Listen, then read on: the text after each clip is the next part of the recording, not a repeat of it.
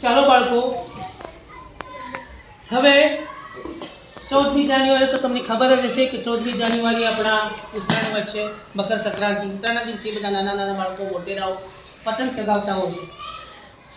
એના પહેલાં હું તમને પતંગ કેવી રીતે બને છે એ શીખવું, બરાબર? દરેક જણા બધું ધ્યાન આપશે પતંગની સામે, બરાબર? અને તમને પણ તમે બધી લકડી અને દંડીઓ લાવ્યા છો એ પ્રમાણે તમારે પણ પતંગ બનાવજો. પતંગ માટે બધા કાગળ લાવ્યા છું. આ અહીંયા કાગળ છે, આ કાગળ છે, પટ્ટી, ચાલો ટેપ, કાતર, ફેવિકોલ, આ બધું જોઈએ. લાવો, આવી લકડીઓ પણ જોઈએ. ત્યારબાદ આપણે પતંગ બનાવવાનું શરૂઆત કરીશું. દરેક જણ ધ્યાન આપશે. જુઓ, હવે પહેલાં તો આ મીનિયા કાગળને આપણે ચોરસની અંદર કાપી દઈશું. ચોરસ એટલે બંને બાજુથી ચોરસ રહેવા જોઈએ.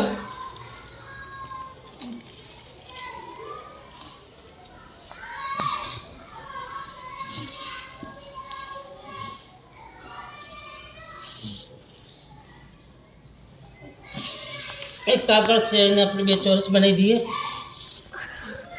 તો ચોરસ બનાવવા માટે જુઓ,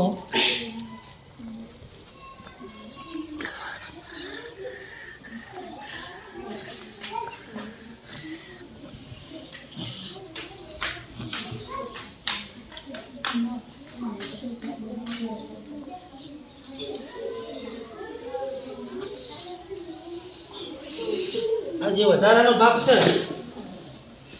એને આપણે કટ મારી દઈશું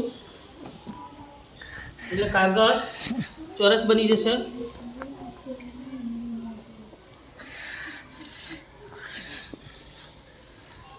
જુઓ, આ જે કટ મારી દીધો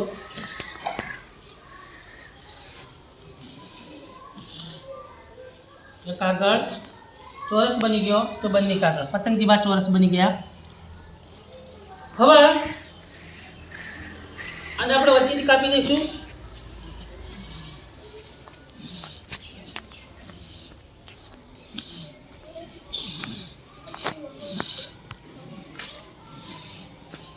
આ રીતે એકદમ ચોરસ થવું જોઈએ. જો બંને ભાગ ચોરસ છે. હવે આપણે શરૂઆત કરીએ પતંગ બનાવવાની. પહેલા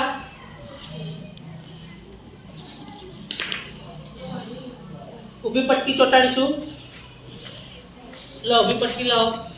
આ ભારી છે, બરોબર, માપથી જ છે. તો એને આના પર હું ફેવિકોલ લગાવીશ. ધ્યાન આપો દરેક જણ.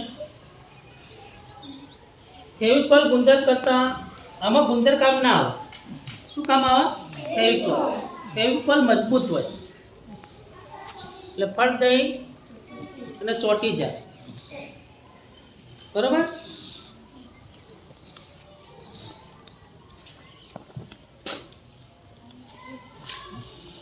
ફેવિકોલ મજબૂત જોડે, કભી છૂટેગા નહીં.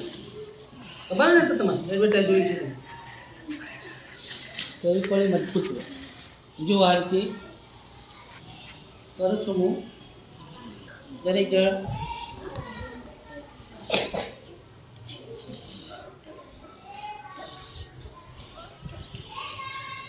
જો, હવે મેં લકડી ઉપર, ખાપ ઉપર, જે ખાપ છે પતંગની એના પર મેં ફેવિકોલ લગાવી દીધો છે.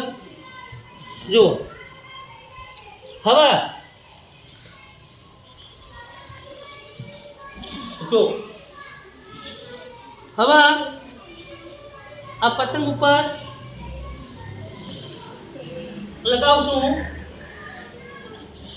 એક બાજુ દબાઈ દીધે, ઉડે નહીં.